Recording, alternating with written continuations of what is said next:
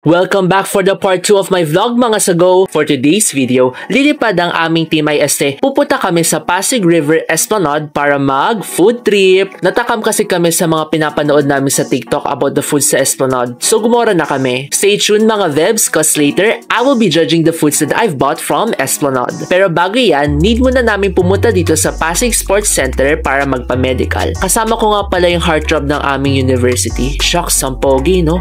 Pagkatapos naming magpa-medical ay nag-abang na kami ng jeep papuntang Quiapo, Manila. Hello everyone! Ayun sila.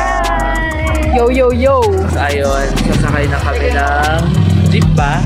Basta something. Alright! Nakasakay na kami sa wakas at nagsigtulugan na yung mga kasama ko dito. Napagod siguro sa kakaire ng fecalysis. Tulala lang sa aking kwarto at nagmumuni-muni.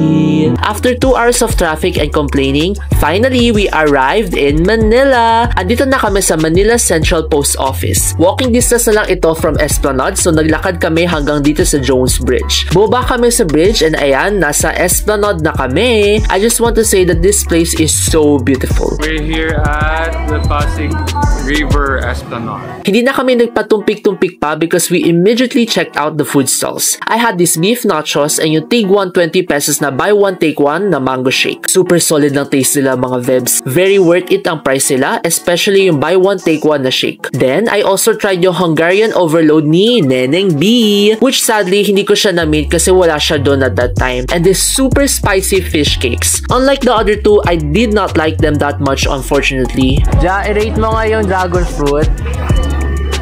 Rate mo, 1 to 10. 3 over 10. Why? Bakit? Binash no? Pagkatapos ng tikiman session, ay wow, tikiman session talaga! Naglakad-lakad and nagkwentuhan muna kami na friend ko along the Esplanade. Here is a snippet of our conversation. Ano masasabi mo na ikaw ang campus heartthrob ng PLP? Ay grabe, never ako naging campus heartthrob ng PLP. Then after that, umuwi na kami and hindi na ako nakapag-video pa kasi nalobat na si Ante. Diyos ko. Anyway, I had so much fun kasi nagsama-sama na naman kaming mga 5 adventurers. Sana ganito na lang parati, no? E di wag na lang mag-aral. Charot. So that's it. Thank you for watching my vlog and see you guys next time. Bye!